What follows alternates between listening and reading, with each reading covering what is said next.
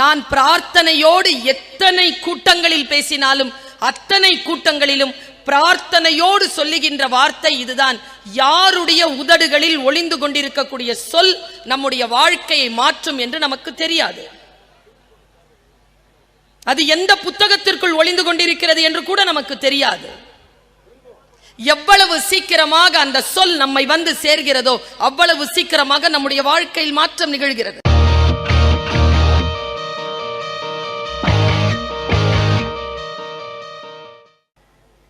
குழந்தைகள் மொத்தம் 3 வகை.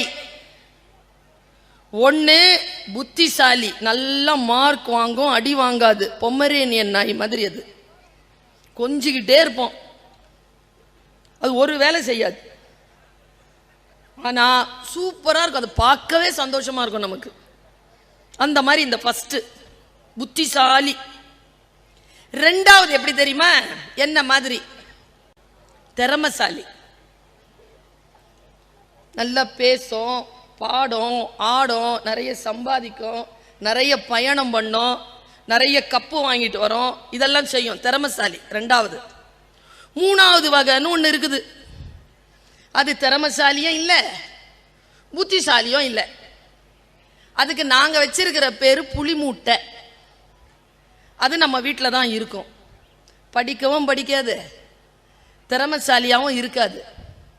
ஆனா நான் இன்றைக்கு ஒரு வார்த்தை சொல்லுகிறேன், நீங்கள் எழுதி வைத்துக் கொள்ளுங்கள். கரஸ்பாண்டன்ட்டை நல்லா பார்த்து வச்சுக்கோங்க. எனக்கு தெரிஞ்சு இந்த கரஸ்பாண்டன்ட் நான் சொல்ற 2 கேட்டகரியில் வரமாட்டார். இப்போ நான் சொல்ல போற இந்த 3வது கேட்டகரியில் தான் வருவார். என்ன தெரியுமா? இந்த சும்மா இருக்கிறாங்க, ஒன்றும் படிக்கிறது இல்லை, ஒரு வேலையும் செய்யறது இல்லை அப்படின்னு நினைச்சுக்கிட்டு இருக்கிறீங்கல்ல, உங்க வீட்டில் சில கேட்டகரி இருக்குதே, அதுதான் 80 விழுக்காடு 85 விழுக்காடு. அந்த குழந்தைகளில் 60 விழுக்காடு குழந்தைகளை நான் அடையாளம் கண்டு சொல்கிறேன். அந்த 60% பிள்ளைகள் தான் இந்த புத்திசாலிகளையும் இந்த திறமைசாலிகளையும் நிர்வகிக்க வந்திருக்கக்கூடிய நிர்வாகிகள். மற்ற 2 கேட்டகரி நிறைய சம்பாதிக்கும், இந்த மாதிரி கேட்டகரி நிறைய சம்பளம் கொடுக்கும். உங்க குழந்தைகளை நிறைய சம்பளம் வாங்குவது போல்தான் பயிற்சி செய்கிறீர்கள். நிறைய சம்பளம் கொடுக்கக்கூடிய அளவில் அந்த குழந்தைகளை வடிவமைக்கக்கூடிய ஆசிரியர்களோ குடும்ப உறுப்பினர்களோ சமூகமோ சினிமாவோ இல்லை இன்றைக்கு. நான் ஒரு விஷயம் சொல்றேங்க, இந்த ஃபர்ஸ்ட் பிரைஸ் வாங்கின குழந்தைங்க இருக்காங்கல்ல, உண்மையிலேங்க இந்த ஃபர்ஸ்ட் ரேங்க் வாங்க ஃபர்ஸ்ட் பிரைஸ் வாங்குறவங்க கூட மன்னிச்சிருவேன் நான். இந்த ஃபர்ஸ்ட் ரேங்க் வாங்கிட்டு உட்காந்துருக்கு பாருங்க பின்னால. என்னன்னு தெரியல, 8ஆம் கிளாஸ்ல இருந்தே பிடிக்காது எனக்கு அதுங்கள. எப்ப பார்த்தாலும் இந்த கேள்விக்கு இந்த பதில் தான். படிச்சுட்டியா? ஒண்ணுமே படிக்கலப்பா. ஒண்ணுமே படிக்காம ஃபர்ஸ்ட் ரேங்க் வாங்கிருவியா? பொய். சூப்பரா படிக்கும், ஆனா சொல்லாது. எப்படி படிக்கிறோங்கிற ரகசியம் தெரியாது நமக்கு. நான்லாம் வந்து நம்பி ஒன்னும் படிக்காத இதுவே ஃபர்ஸ்ட் ரேங்க் வாங்கும் போது ஒண்ணுமே படிக்காத நான் பட்டொளி வீசி பறக்க போறேன்னு நம்பி ஏமாந்து ஃபெயிலா போயிருக்கேன். வாழ்க்கையில ஜெயிக்கிறது நான் என்னன்னு சொல்லி தந்துட்டு போறேன். இப்போ கண்ட்ரோல்ல வந்திருக்கு கிரவுடு. ஃபர்ஸ்ட் மார்க் வாங்குறது முக்கியம் இல்லை. யாரெல்லாம் ஃபர்ஸ்ட் மார்க் வாங்குறாங்களோ அவங்களெல்லாம் ஜெயிக்கிறது தான் முக்கியம். என் கிளாஸ்ல ஃபர்ஸ்ட் மார்க் வாங்கின சத்யபாமா எங்க இருக்கான்னு தெரியாது. அந்த கிளாஸ்ல முடிஞ்சா 10வது ரேங்க் வாங்குவேன், இல்லைன்னா 1-2 சப்ஜெக்ட்ல ஃபெயிலா போவேன். நான் எங்க இருக்கிறேன்னு சத்யபாமாவுக்கு தெரியும். PhD முடிச்சு ஒரு பல்கலைக்கழகத்திற்கு கீழே 7500 குழந்தைகள் படிக்கக்கூடிய அரசு உதவி பெறுகின்ற ஒரு கல்லூரியில் நான் பேராசிரியராக கடந்த 23 ஆண்டு காலமாக பணியாற்றுகிறேன். மதிப்பெண்கள் இல்லை முக்கியம், ஒரு பாடத்தை எப்படி படிக்கிறீர்கள், எந்த அளவிற்கு விழிப்புணர்வோடு இருக்கிறீர்கள் என்பதுதான். என்னை பார்த்து ஒரு டீச்சர் எப்ப பார்த்தாலும் ஒரு விஷயம் சொல்லுவாங்க, இந்த ஜெயிக்கணும்னு சொல்ற குழந்தைகள் இளைஞர்களுக்கு சொல்லித்தரேன், வாழ்க்கையில் உங்கள் கையில் இருப்பது காலம். காலத்தை மட்டும் வீணடிக்காத, ஒரு சிறிய விஷயத்தை கூட வீணடிச்சிடாத, புடிச்சுக்கோ. என்னை பார்த்து எப்ப பார்த்தாலும் என் கெமிஸ்ட்ரி டீச்சர் ஒரு வார்த்தையை செய்வாங்க, ஒரு வேலையை செய்வாங்க. எனக்கு பிடிக்கவே பிடிக்காது அந்த வேலை, ஆனா அவங்க என்னை பார்த்து செய்வாங்க. உதட்ட இப்படி வச்சுப்பாங்க, உருப்பட மாட்டானா. இப்படி பார்ப்பேன் அவங்கள, நீங்களாம் நல்ல ஊரில் இருந்து வர்ற ஆளு, நான்லாம் சென்னை வாசி, மீசாப்பேட்டைக்காரி. நிறைய கோபம் வரும், நிறைய சொற்கள் தெரியும், சொல்ல மாட்டேன், கோபப்பட மாட்டேன். எப்படி தெரியுமா அந்த டீச்சருக்கு பதில் சொன்னேன்? உருப்பட மாட்டேன்னு சொன்னாங்கல்ல, அந்த டீச்சரை பார்த்து வச்சுக்கிட்டேன். அவங்க ரிட்டையர் ஆகிறதுக்குள்ள அந்த ஸ்கூலுக்கு சீஃப் கெஸ்டா போயிட்டு வந்துட்டேன். இப்படிதான் பதில் சொல்ல முடியும். நான் தோற்பேன், நான் நாசமாக போவேன், நான் நன்றாக வரமாட்டேன், என் வழி சரியில்லை என்று முன்னால் புலம்புகின்றவர்களுக்கு நான் தருகிற பதில், நான் அவர்கள் அன்னார்ந்து பார்க்கின்ற அளவிற்கு வளர்வதுதான். அந்த வளர்ச்சி என்பது வெறும் மதிப்பெண்களை வைத்து கிடையாது. வாழ்க்கை உங்களுக்கு வாய்ப்புகளை தரும். நான் ஒரு விஷயத்தை சொல்றேன், நீங்க எழுதி வச்சுக்கோங்க. இந்த பெரியவங்க எல்லாரும் கோச்சிக்கிட்டா கூட பரவாயில்ல. யாராவது உங்ககிட்ட சொல்றாங்களா, இந்த ஸ்கூல்ல சேர்ந்தா உங்க குழந்தை வந்து வெற்றி பெற்று விடும் சொல்லுகிறார்கள். இந்த ஸ்கூல்ல சேர்த்தாலே யாரும் வெற்றி பெற முடியாது. ஆனால் ஒரு உத்தரவாதம் உண்டு இந்த பள்ளிக்கூடத்திற்கு, உங்கள் குழந்தை வெற்றி பெறுவதற்கான வாய்ப்புகளை இந்த பள்ளிக்கூடம் ஏற்படுத்தி கொடுக்கும். சரியாக பயன்படுத்திக் கொள்ளுகின்றவர்கள் வெற்றி பெறுகிறார்கள். பயன்படுத்திக் கொள்ளாதவர்கள் புலம்பி பயன் கிடையாது. நாம் சரியாக ஒரு விஷயத்தை பயன்படுத்திக் கொள்கிறோம். நான் ஒரு 6 விஷயத்தை சொல்லி தரேன் உங்களுக்கு. இதை மட்டும் மனசுல தியானமா வச்சுக்கோங்க.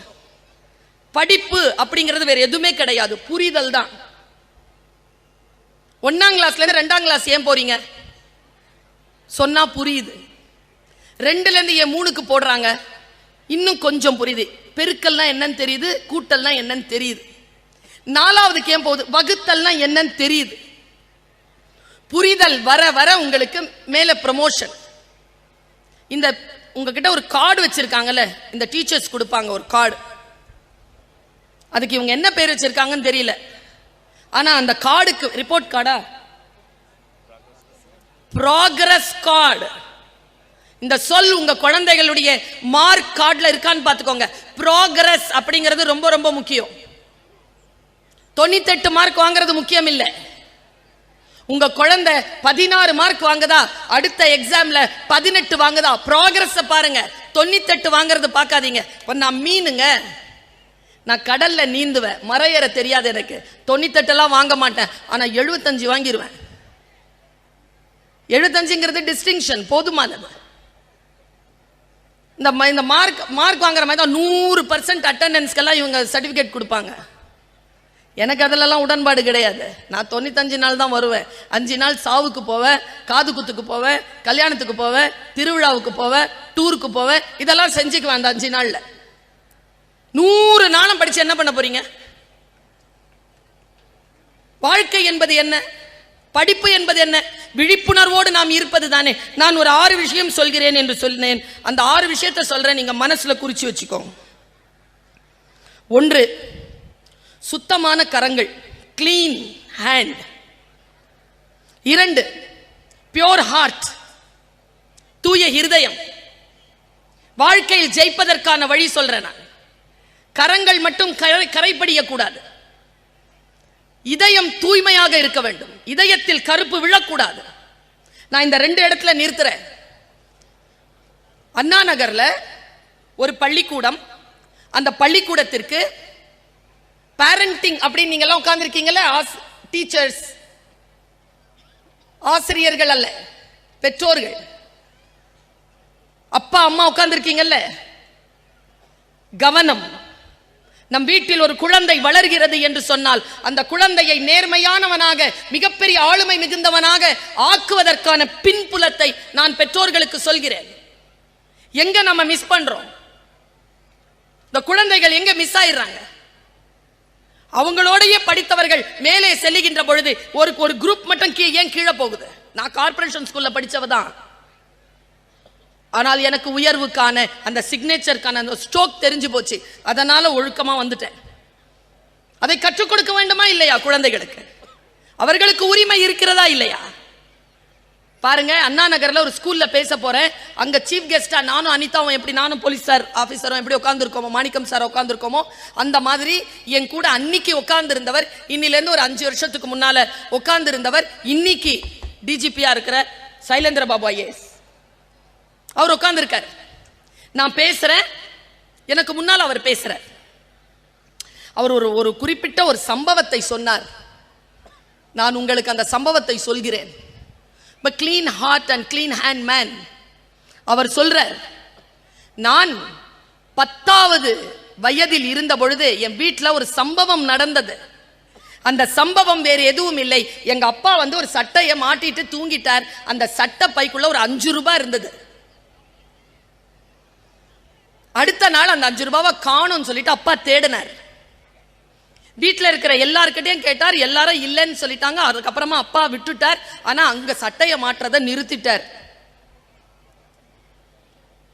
நான் ஒரு 17-18 வருஷத்துக்கு அப்புறமா போலீஸ் ஆபீசர் ஆயிட்டு யூனிஃபார்ம் போட்டுட்டு ஃபர்ஸ்ட் மந்த் சேலரி வாங்கிட்டு எங்க அம்மா கிட்ட நான் சேலரி கொடுக்க போனேன். இதை சைலேந்திர பாபு ஐஏஎஸ் சொன்னது. போனேன், போய் அம்மா கிட்ட அந்த கையில இருக்கக்கூடிய அந்த சம்பள பாக்கெட்டை கொடுக்கும்போது ஒரு வார்த்தை சொன்ன, அம்மா உங்ககிட்ட ஒரு விஷயம் சொல்லணும். என்னப்பா? இன்னிலேருந்து கொஞ்சம் வருஷத்துக்கு முன்னால அப்பா சட்டப்பையில ஒரு 5 ரூபாய் இருந்தது காணும்னு சொல்லி தேடினார்லம்மா. ஆமா, நல்ல கவனிங்க. அவர் சொல்றார், அதை நான் தாம்மா எடுத்தேன். அந்த அம்மா சொன்ன பதில் தாங்க பேரண்டிங்க. சாதாரணமானது இல்லை தாயாக தந்தையாக இருப்பது. அந்த கடமையிலிருந்து தவறுகின்றவர்கள் தான் தவறான குழந்தைகளை இந்த சமூகத்திற்கு அனுப்புகிறார்கள். அந்த தாய் சொன்னாங்க, எனக்கு தெரியும்பா. எப்படிமா? நான் எடுத்ததை பார்த்தீங்களா? இல்லப்பா. வேற எப்படிமா தெரியும் உங்களுக்கு? நீ சொன்னத, நீ எடுக்கலன்னு சொன்னதை நான் நம்பலப்பா. நான் யோசித்து பார்க்கிறேன், அந்த பதில் எவ்வளவு ஆழமானது. தன் குழந்தையிடம் ஏதோ ஒரு குறை இருப்பதாக கண்டுபிடித்த அந்த தாய் எந்த மாதிரி தெரியுமா அந்த குழந்தையை வளர்த்து இருக்கிறாள்? உலகத்துல எவன் திருடினாலும் கொண்டு போயிட்டு சட்டத்து முன்னால நிறுத்துற போலீஸ் ஆபீசரா அந்த குழந்தையை வளர்த்தெடுத்தான் பாருங்க. பேரண்டிங்கிறது தவம்ங்க. எல்லாம் படிச்சுக்கணும், நிறைய சம்பாதிக்கணும், எல்லாம் பண்ணணும். எப்படிங்க? நான் இதோ இந்த மேடையில் நின்று இப்படி களமாடுகிறேன் என்றால் என் வாழ்க்கையில் நான் 12 வயதிலே ஆரம்பித்த பயணம். இது 12 வயதிலே ஆரம்பித்த பயணம் தான் இன்றைக்கு நான் இப்படி பேசி உலகமெல்லாம் என் பெயர் தெரிவதற்கு காரணமாக இருக்கிறது. ஏதோ ஒரு வினாடியில் வந்து விடாது எந்த உயர்வும் தாழ்வும். சுத்தமான கரங்கள், தூய இருதயம், தூய்மையான இருதயத்தோடு இருங்கள். ரொம்ப நுட்பமான ஒரு வார்த்தையை சொல்லுகிறேன். தூய்மையான இதயம் என்பது என்ன தெரியுமா? நுண்ணறிவு பெற்று இருப்பது, அமைதியாக இருப்பது. மனம் அமைதி இருந்தால் தூய்மையாக இருக்குதுன்னு அர்த்தம். நுண்ணறிவாளர்கள், ஓஷோ சொல்கிறான், நுண்ணறிவாளர்கள் சூழ்ச்சி செய்வதில்லை. சூழ்ச்சி செய்ய நுண்ணறிவு தேவையில்லை. முட்டாள்களே சூழ்ச்சி செய்கிறார்கள். புத்திசாலித்தனமே போதுமானது. புத்திசாலியா இருங்க போதும். நீங்கள் எந்த சதியும் எந்த குற்றமும் எந்த வேலையும் செய்ய வேண்டாம். Alert, stay alert. உடலை பாதுகாத்துக் கொள்ளுங்கள், வாழ்க்கையை பேணிக் கொள்ளுங்கள். தூய இருதயம், மைல்டு டங், இதமான சொல். என் பக்கத்தில் உட்கார்ந்துருக்காருல போலீஸ் ஆபீசர், ஒரு பெரிய கிரைசிஸ்ங்க. அவர் இங்க உட்கார்ந்துருக்காரு அமைதியா. எப்படி தெரியுமா? ஒரு வாத்து இருக்குல்ல, சைலண்டா இருக்கிற மாதிரி தான் இருக்கும். அது தண்ணிக்கு உள்ள கடகட கடகட கால் அடிச்சிட்டு இருக்கோம்ல, அந்த மாதிரி ஒரு பிரஷர்ல தான் உட்கார்ந்துருக்காரு. நாளைக்கு விழாங்க, நாளைக்கு பொங்கல் விழா தொடங்குது. எவ்வளவோ சட்ட சிக்கல்கள், சட்ட விஷயங்கள் இருந்தாலும் அந்த ஒழுங்கை பாதுகாப்பதற்கான மிகப்பெரிய கடமைப்பாட்டில் இருப்பவர். போன்ல அவர் பேசினதை நான் கேட்டேன். அவ்வளோ மைல்டா பேசினாருங்க. Powerful people speak so mild. அதிகாரம் படைத்தவர்கள் ரொம்ப மைல்டா தான் பேசுறாங்க, சத்தம் போட்டு பேசுறது இல்லை. அவர்களுக்கு தெரியும் அவர்களுடைய சொல்லில் இருக்கக்கூடிய அதிகாரம் எதுவரைக்கும் போகும் என்று தெரியும். எதுக்கு கத்தி பேசணும்? சைலண்டா சொன்னார். ஒரு 2-3 காரியங்கள் அவர் சொன்னார். அது அரச ரகசியம் என்பதற்காக நான் சொல்ல இல்லை, ஒட்டு கேட்டது என் குற்றம். Mild tongue, sound mind. விசாலமான அறிவு இருக்கணுங்க. சின்ன விஷயங்களை நம்ம யோசிக்கவே கூடாது. சிறியன சிந்தியாதிருத்தல், பெரியோரை வியத்த இகழ்த்தலும் இளமே, சிறியோரை இகழ்தல் அதனினும் இளமே. விசாலமான அறிவு, விசாலமான அறிவு பெற்று இருப்பது. யார் தப்பு செஞ்சான்னு பார்த்தா முதலாளிங்க, தப்பு எங்க நடந்ததுன்னு பார்த்தானா தலைவன்க. தப்பதான் சரி செய்யணுமே தவிர தப்பு செய்யறவனை தண்டிக்கிறது இல்ல, தப்ப சரி செய்யறது. எங்க வீட்டுல சொல்லுவாங்க, எப்பவுமே எங்க வீட்டுல சொல்லுவாங்க, முன்னால் இருக்கின்ற மனிதன் குற்றம் செய்கின்ற அளவிற்கு உன் நடவடிக்கை இருக்கக்கூடாதுன்னு சொல்லுவாங்க. அவ்வளவு பெரிய வார்த்தை இல்ல. முன்னால் இருக்கின்றவனை குற்றவாளியாக ஆக்குவதற்கு உன்னை நீ காரணமாக்கி கொள்ளாத. எவ்வளவு பெரிய விசாலமான புத்தி. அடுத்து வாய்ஸ் விஷன், ஞானமான பார்வை. ஒரு பார்வை எப்படி இருக்கணும்னா ஞானமா இருக்கணும், பெருசா இருக்கணும். இந்த பெருசா இருக்கிற ஞானமான பார்வைங்கிறது தான் இது. பெரிய விஷயங்களை யோசிங்க. என்னப்பா நான் சின்ன ஆள் தானே, நான் என்ன படிச்சிருக்கேன், நான் ஃபெயிலா போனேனே, நான் என்கிட்ட எதுவுமே இல்லை, அப்படி இல்லை. இதுல மிகப்பெரிய சிக்கல் என்ன என்றால் உங்களுடைய அறிவிலே விசாலம் குறைந்திருக்கிறது. ஏங்க 43 வயசுல வேர்ல்டு ரெக்கார்ட் பண்றாங்க மார்டின் நவரத்னலோவா. அவர் டென்னிஸ் பிளேயர். எனக்கு ஸ்டெஃபி கிராஃபை தான் பிடிக்கும், மார்டினை பிடிக்காது. எல்லாருக்கும் அப்படிதான். ஏன்னா மார்டின் அழகா இருப்பா, ஸ்டெஃபி கிராஃப் அழகா இருப்பா, மார்டின் சுமாரா இருப்பா. மார்டின் சொன்ன ஒரு வார்த்தையில் இருந்து என் வாழ்க்கையின் பயணம் மாறியது. அவள் சொன்னாள், 43 வயசுல நான் ஏன் ஜெயிச்சேன் தெரியுமா? என்ன வார்த்தைங்க அது? எனக்கு இந்த வார்த்தை பிடித்தது. உங்களுக்கு எப்படிப்பட்ட வார்த்தைகள் பிடிக்குதோ அப்ளை பண்ணிக்கோங்க, அவ்வளவுதான். எல்லாம் ஒரே மாதிரி இருக்காது. ஃபார்முலா தான் ஒண்ணு, பருப்பு அரிசி தான், என்ன வேணாலும் பண்ணிக்கோங்க. அவ சொல்றா, என்னை 43 வயசுல ஒரு பெண்ணா, அப்ப செரீனா வில்லியம்ஸ்லாம் வந்துட்டாங்க. செரீனாலாம் வந்ததுக்கு அப்புறமா மார்டின் ஜெயிக்கிறான். மார்டின் நவரத்னலோவா சொன்னா, என்னை எதிர்கொண்டு வரும் பந்துக்கு, இந்த வயசுல எப்படி ஜெயிக்கிறீங்கன்ற கேள்விக்கு அவள் தரும் பதில், இந்த வயதில் என்னை எதிர்கொண்டு வரும் பந்திற்கு என் வயதை நான் சொல்வதில்லை, நான் சொல்றதில்லை. இந்த அரங்கம் இருக்குல்ல, நான் டென்னிஸ் ஆடுற அரங்கம், இந்த அரங்கத்தினுடைய சைஸ் இருக்குல்ல, இந்த சைஸ் நீங்கெல்லாம் நினைப்பீங்க இவ்வளோ இவ்வளோ அடிகள் கிடையாது. இங்கிருந்து இங்க 6 இன்ச்சு தாங்கிறா, 6 இன்ச்சு தாங்கிறாங்க. 6 இன்ச்ல தான் அவன் ஜெயிக்கிறா. ஸ்பேஸுக்கு அளவு இருக்குங்க. இது இந்த அளவுக்கு கட்டடம், இந்த இந்த இந்த அடி இவ்வளோ, அடி இவ்வளோ ஏக்கர்னு மைண்ட்ல இருக்கு பாருங்க. அதுக்கு அளவே கிடையாது, பெருசு, ரொம்ப பெருசுங்க அது. பாரதி கேட்கிறானே, எப்படி கேட்கிறானே, பெருசா கேட்கிறானே, எவ்வளவு பெருசா கேட்கிறான். காணி நிலம் வேண்டும், பராசக்தி காணி நிலம் வேண்டும். அங்கே தூணில் அழகியதாய் நன் மாடங்கள் துய்ய நிறத்தினதாய் அந்த காணி நிலத்திடையே ஒரு மாளிகை கட்டித்தர வேண்டும். எங்க 10க்கு 10ல செத்து போனாங்க. அவன் காட்சி எப்படி இருந்தது? இன்றைக்கு அவன் இறந்து 100வது ஆண்டை கொண்டாடியதா இல்லையா உலகம்? காட்சி பெரிதாக வையுங்கள். What is the biggest problem in life? Thinking too small. நான் நினைக்கிறேன் சிங்கப்பூர்ல அந்த ஏர்போர்ட்ல இருந்து வெளியில வரேன், இவ்வளவு பெரிய ஒரு சுவர்ல ஒருத்தன் தீட்டி இருக்கான் பாருங்க. என்ன ஒரு பியூட்டிஃபுல்லான ஒரு மெசேஜ் தெரியுமா? கடல்ல இருந்து புறப்பட்டு வர்ற பெரிய தங்க மீன் ஒண்ணு சின்ன குட்டியான கண்ணாடி குடுவைக்குள்ள இருக்கக்கூடிய தண்ணிக்குள்ள நுழையுது. அது இருந்தது கடல். தன்னைத்தானே சிறிய விஷயங்களில் நீங்கள் செலுத்திக் கொள்ளாதீர்கள். இவ்வளவுதான் வாழ்க்கை. சில பேர் இருக்கிறாங்க ரொம்ப குறைவான ஏமோட இருந்துட்டு அப்படியே இறந்து போறவங்க கிடையாது. இன்ற உலகத்தில் சாதனையாளர்கள் எல்லாம் மிகப்பெரிய விஷன் கொண்டவர்கள், பெரிய விஷன். பரவாயில்ல, என்ன பிரச்சனை, ஏன் பயப்படுறீங்க?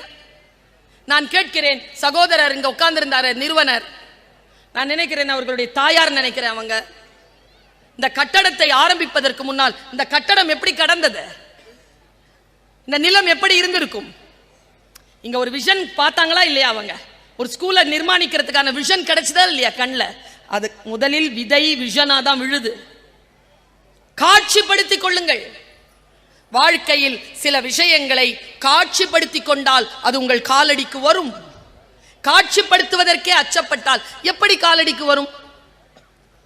நான் ஒரு விஷயத்தை கேட்கிறேன், நம்முடைய உலகத்துல டாக்டர் ஆகணும், இன்ஜினியர் ஆகணும், இது ரெண்டு தவிர்த்து வேற எதுவும் ஆக முடியாதா? உங்களுக்கு தெரியுமா?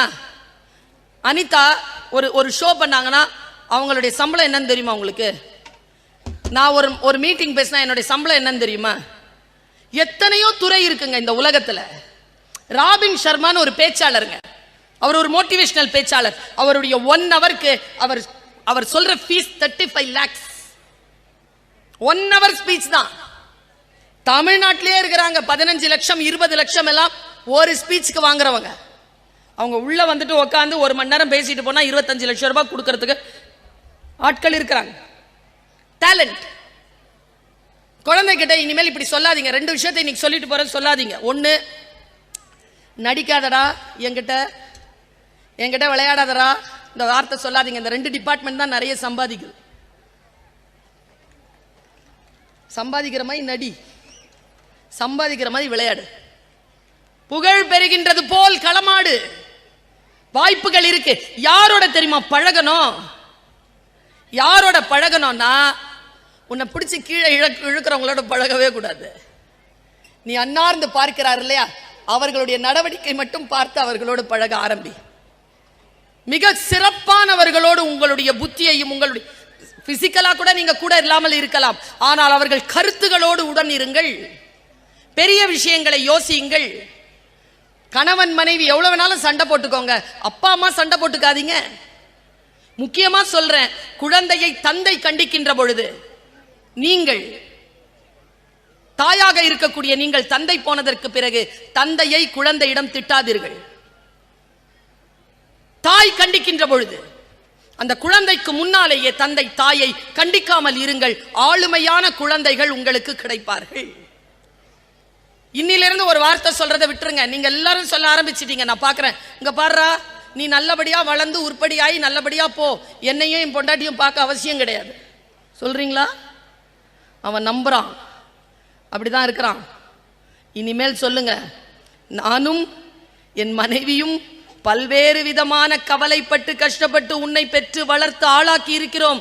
என்னையும் என் மனைவியையும் என்னுடைய பிள்ளைகளையும் நீ தூண் போல் நின்று பாதுகாப்பாய் என்கின்ற நம்பிக்கை உண்மைக்கு இருக்கிறது என்று சொல்லி சொல்லி வளருங்கள். ஒரு பாண்டேஜை கொடுங்க. குடும்பம் என்கின்ற அமைப்பு அற்புதமான அமைப்பு. அந்த அமைப்பை குழந்தைகளுக்கு சரியாக வடிவமைத்து கொடுக்க வேண்டிய பொறுப்பு நமக்கு இருக்கிறது. நான் இப்படி ஒரு விஷயத்தை சொல்லிட்டு போறேன். சமீபத்தில் நான் ஒரு இடத்துக்கு போயிருந்தேன். எனக்கு ரொம்ப ஆச்சரியங்க. இப்போ முந்தானத்து ஏதோ ஒரு படம் வந்துச்சா, 2 படம். காலையில் 1 மணி ஷோவான், விடிய காத்தால நள்ளிரவு 1 மணி, அப்புறம் 4 மணி. நான் ஒன்று கேட்குறேன், எதுக்கு போய் பார்க்குறீங்க? இங்க பாருங்க, நான் என்ன சொல்றேன், கலைதான், திரைப்படம் தான். அதன் மீது அந்த அளவிற்கு ஒரு வெறியேற்றுகின்ற விஷயத்தில் நீங்கள் வெறி கூட்டிக் கொண்டால், நீங்கள் கற்ற கல்விக்கும் இந்த நாட்டில் உங்களுடைய அறிவுக்காக தன் வாழ்க்கையை தியானித்த, தன் வாழ்க்கையை சமர்ப்பித்த எத்தனையோ பெரியோர்களுக்கு நீங்கள் என்ன பதில் சொல்ல முடியும்?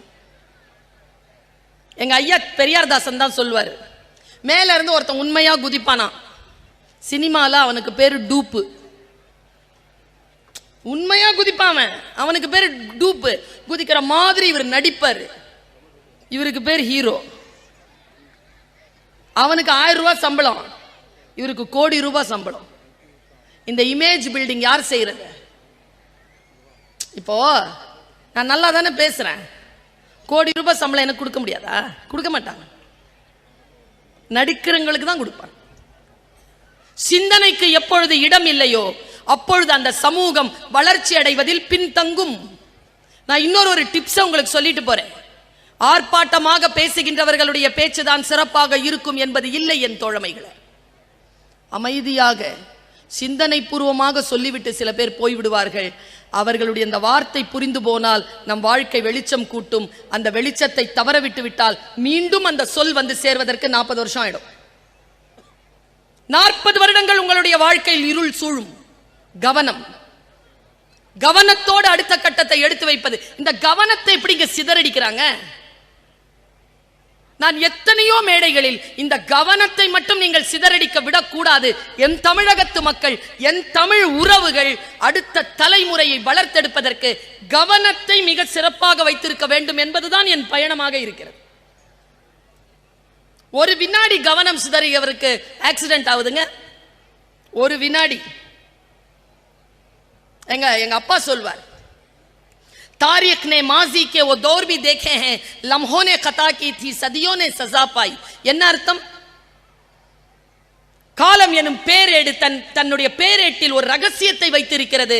வினாடிகள் தான் தவறிழைக்கின்றன, தண்டனையோ யுகங்களுக்கு கிடைக்கிறது. எவன் ஒருவன் வினாடிகளை காப்பாற்றிக் கொள்வானோ அவன் யுகங்களை காப்பாற்றிக் கொள்கிறான். யுகங்களை காப்பாற்றுவதற்கான ரகசியத்தை சொல்லிவிட்டு போகிறேன். நான் இந்த கொரோனாவுக்கு முன்னால ஒரு பெரிய மாநாடு ஒன்று மலேசியாவில் கூடுச்சு. அது என்ன மாநாடு அப்படின்னா, லைஃப் இன்சூரன்ஸ் மாநாடு. நான் LICல சவுத் ஜோன் கமிட்டி மெம்பரா தேர்ந்தெடுக்கப்பட்டிருந்தேன், அட்வைசரி கமிட்டியில். ஒரு 3 வருஷம் நான் இருந்தேன். தமிழ்நாடு, கேரளா, ஆந்திராவுக்கு நான் இருந்தேன். LIC எனக்கு ரொம்ப பிடிக்கும். பாருங்களேன், எதை வச்சு முன்னேற்றுறது, எதை வச்சு கொண்டு வர்றது அப்படின்னு தெரியாம இருந்த காலகட்டத்தில் சாவை வச்சு ஒரு பிசினஸ் ஆரம்பிச்சான் பாரு. சாவுங்க, என்னைக்கு சாவோன்னு தெரியாது. அதானே LICக்கான முதல். எத்தனை பேர் சொல்லிங்க எனக்கு கேபிட்டல் இல்லை, நான் எதை வச்சு ஆரம்பிக்கிறது? சிந்தனைங்க, சிந்தனை வச்சு ஆரம்பிச்சான் பாருங்க. நான் யோசித்து பார்க்கிறேன், எனக்கு இந்த LICயின் மீது மிகுந்த மரியாதை உண்டு.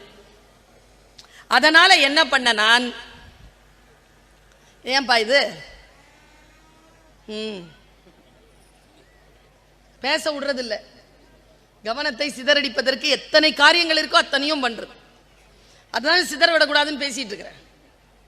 ஒன்றும் இல்லை, இப்போ நான் இப்படி பேசிட்டு இருக்கிறேன்ல, இப்போ உங்களை சரி செய்யறதுக்கு நான் என்னுடைய ஆயுசுல மறுபடியும் பெற்றுவிட முடியாத 40 நிமிஷத்தை கொடுத்துருக்கேன். அவ்வளோ கலைஞ்சு கிடந்தீங்க, இப்போ கரெக்டா இருக்காங்க. சொல்றேன் பாருங்க, கவனம் தான் முக்கியம். வாழ்க்கை கவனம் சிதறினால் சிதறிப்போம், வாழ்க்கை சிதறிப்போம்.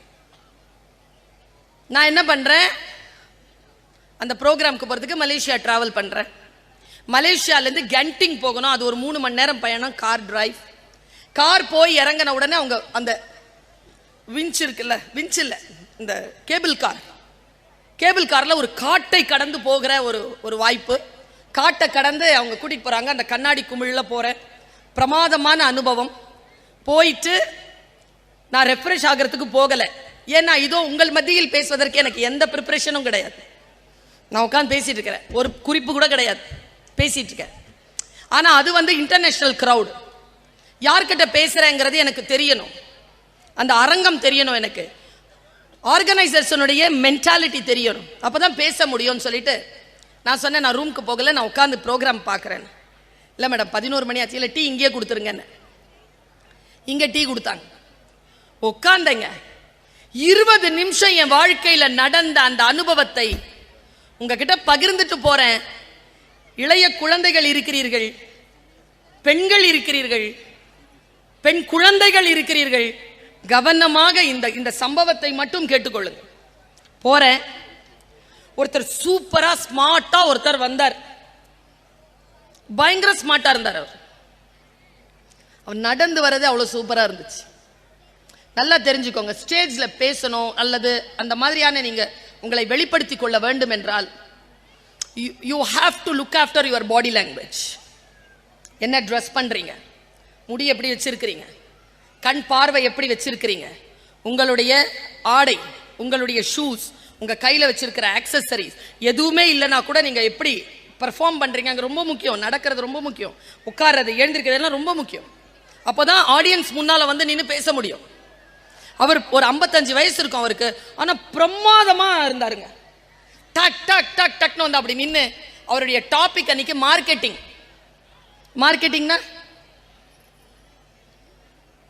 மார்க்கெட்டிங்னா சந்தைப்படுத்து, ஒரு பொருளை எப்படி விற்கிறதுன்னு சொல்லி கொடுக்குறாரு. அவர் ஆரம்பிச்சார் வேலையை, பேசிட்டார், சூப்பரா பேசினார், இங்கிலீஷ்ல பேசினார், நல்லா பேசி ஒரு இது போட்டு காட்டினார். ஒரு கிளிப்பிங் போட்டு காட்டினார். என் வாழ்வில் என் தரை நகர்ந்த இடம் அது. நான் உட்கார்ந்திருந்த தரை நழுவிருச்சு. அதை பார்த்த உடனே ஒன்றும் இல்லைங்க, ஒருத்தன் வந்து ஒரு போனை இப்படி செட் பண்றாங்க, கேமராவை செட் பண்ணிட்டு ஒரு காட்டுவாசி 4 அடி தான் இருக்கார். நேரா வந்தார், சரசரன்றாரு. ஏதோ கால் சத்தம், ரப்பர் செருப்பு போட்டிருக்காரு, ஜூம் பண்ணி இருக்கு அந்த இடம். உள்ளந்து வந்தது பாருங்க, அங்க ஒரு பாம்பு, பெரிய பாம்பு. அப்படி வந்துட்டு அப்படி எடுத்து அப்படி தலையெடுத்து அப்படி நின்னுச்சு. ஐயோ என்ன பியூட்டி அது, என்ன அழகு, பேரழகுங்க அந்த பாம்பு, காட்டு பாம்பு. அப்படி வந்து அப்படி நின்னுச்சா. இவர் என்ன பண்ணார், இப்படி இப்படி இப்படினாரு, அது இப்படி இப்படி இப்படி திரும்பிருச்சு இவர் பக்கம். இப்ப கேமராவுக்கு நம்மள தெரியுது. நேரா நடந்து வந்தார். மார்க்கெட்டிங் அவர் சொல்லி தந்துட்டு இருக்கிறார். இப்படித்தான் நம்மை, நம் கவனத்தை எப்படி செய்கிறார்கள் பாருங்க. நேரா வந்தார்,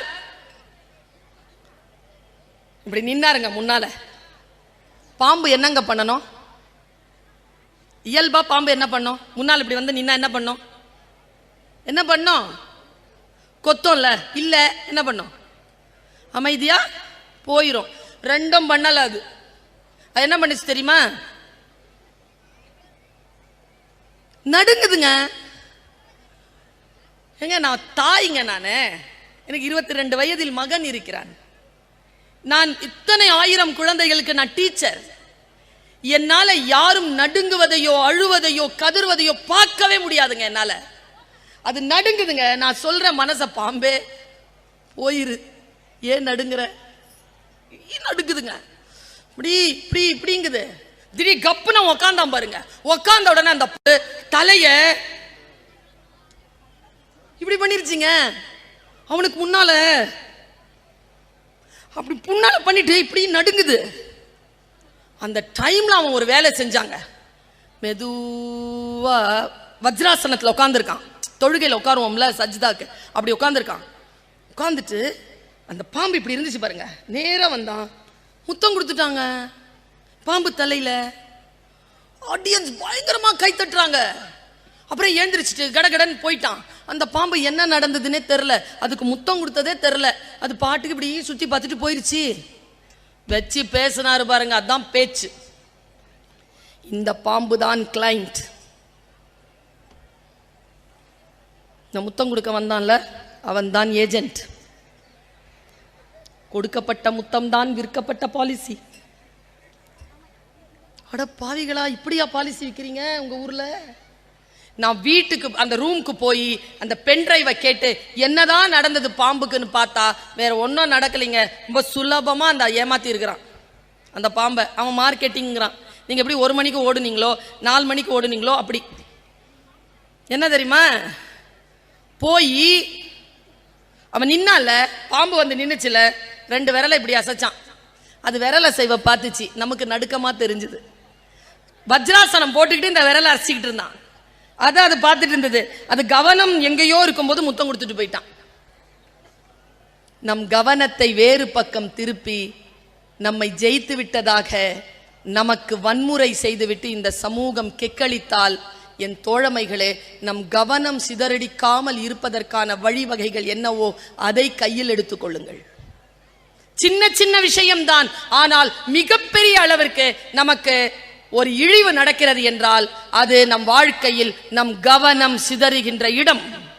கவனத்தை சிதறடிக்காமல் கொடுக்கக்கூடிய வாய்ப்பு இருக்குல்ல, இந்த காலம் இருக்குல்ல, இந்த ஸ்கூல் ஸ்டூடெண்ட்ஸா நம்ம இருக்கிறோம், நம்ம குழந்தைகள் இருக்காங்க இல்லையா, அதை சரியாக பயன்படுத்தி கொள்ள பாருங்க. சின்ன வயசுல எல்லா தவறுகளும் நடக்கும், பிழைகள் நடக்கும். ஆனால் மீண்டும் அந்த பிழைகளை அவர்கள் செய்யாதபடிக்கு அவர்களை காப்பதற்காகத்தான் ஆசிரியர்களும் நிர்வாகமும் பள்ளிக்கூடமும் பெற்றோர்களும். குழந்தைகளை காப்போம். அவர்களிடத்தில் எப்படி பேசுகிறோம், என்ன பேசுகிறோம் என்பதில் கவனமாக இருப்போம். வெறும் வெற்றி பெறுவது அல்ல வாழ்க்கை. வாழ்க்கை என்பது நிம்மதியாகும், நிறைவாகும், நேர்மையாகும், அறமாகும் வாழக்கூடிய வாழ்க்கையை கையில் எடுத்துக் கொள்ளுங்கள். முந்தி செல்வது அல்ல, பிந்தி சென்றாலும் அதுவும் தலைமைதான். முன்னால் ஆட்டை விட்டுவிட்டு பின்னால் தான் மேய்ப்பன் போவான். நல்ல மேய்ப்பனும் மிக நல்ல தலைவன் தான் என்பதனை புரிந்து கொள்ளுங்கள். நம்முடைய வாழ்க்கையில் நமக்கு கிடைக்கக்கூடிய சூழ்நிலையில் விழிப்புணர்வோடு சமூகத்தை பார்த்து அதை சரியாக வடிவமைத்துக் கொள்வதற்காக உங்களை முன்னிலைப்படுத்த முடியுமா என்று பாருங்கள். யாரோ ஒருவர் சொல்லுகின்ற கருத்தால் நம்முடைய வாழ்க்கை வடிவமைக்கப்படாது. நம் சிந்தனையால் தான் வடிவமைக்கப்படும். மற்றவர்களுடைய பேச்சு நம் சிந்தனைக்கான ஒரு மிக அற்புதமான தூண்டல் தான். இப்ப நான் பொன்னியின் செல்வன் 13 வயசுல படிச்சேன். 14 வயசுல வந்தியத்தேவன் வருவான்னு நம்பினேன். அது என் வயது. குதிரையில வருவான்னு நம்பினப்பா. பஞ்ச கல்யாணி குதிரையில உள்ளம் கீழே வந்து பல்கனில நின்று மேலே பார்த்து சுல்தானா ஜம்ப் அப்படின்னு சொல்லுவான்லாம் நினைச்சேங்க. கனவு. அவ்வளோ பிடிக்கும் எனக்கு வந்தியத்தேவனை. நான் படித்திருக்கிறேன் வந்தியத்தேவனை. இப்போ படம் பார்த்தேன். நல்ல வேளை அவன் வரலன்னு நினைச்சேன். அது மணிரத்னம் சார் வந்தியத்தேவன், என் வந்தியத்தேவன் இல்லை. ஒவ்வொருவருக்கும் அனுபவம் அலாதியானது. அந்த அனுபவத்தை பெறுங்கள். நிறைய பேர் இங்க பார்த்துட்டு இருக்கிற செல்போன்ல என் பேச்சை பிடிச்சிட்டு இருக்கிறீங்க. நான் அரை மணி நேரத்தில் யூடியூப்ல வந்துடும். அதை எதுக்கு லைவா வேற போய்கிட்டு இருக்கு. நம்மள நிறைய பேருக்கு ஆவணப்படுத்துறதுல நிறைய பேரை நான் பார்த்திருக்கேன். மேடம் ஒரு செல்ஃபி மேடம், என்ன பண்ணுவீங்க அதை எடுத்துக்கிட்டு? என் பேச்சை விடவா என் முகம் முக்கியம்? என் கருத்தை விடவா, என்னுடைய எண்ணங்களை விடவா இந்த முகம் முக்கியம்? இல்லை. வாழ்க்கையில் எது முக்கியம் என்பதிலே தெளிவாக இருங்கள்.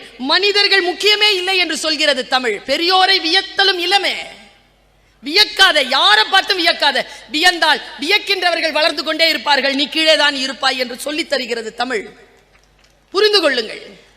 நான் ஏன் தெரியுமா சிறந்த பேச்சாளராக இருக்கிறேன்? உலகம் முழுக்க நான் தேர்ந்தெடுக்கலைங்க இந்த துறையை. அந்த துறை என்னை தேர்ந்தெடுத்தது. நான் பேசினால் மற்றவர்களை உற்சாகப்படுத்த முடியும். அது என் பலம். எனக்கு வேலை இல்லாம எப்ப போவோம் தெரியுமா? என்னை போன்றவர்கள் உற்சாகப்படுத்தவில்லை என்றாலும் நீங்கள் உற்சாகமாகத்தான் இருப்பீர்கள் என்று உங்கள் வாழ்க்கையில் நீங்கள் நிலை நிற்க செய்தீர்கள் என்றால் என்னை போன்றோருக்கு வேலையே கிடையாது. நாம் தான் நம்மை தூக்கி நிறுத்த வேண்டும். அந்த வாய்ப்பை பெறுவதற்கான சூழ்நிலையை பயன்படுத்திக் கொள்ளுங்கள். ஒரு முறைதான் பிறக்கிறோம், ஒரு முறைதான் இறக்கிறோம். இடைப்பட்ட இடைவெளியை மாண்போடு நாம் வாழ வேண்டும். அந்த வாழ்க்கையை சிறியவர்கள் பெரியவர்கள் எல்லோரும் சேர்ந்து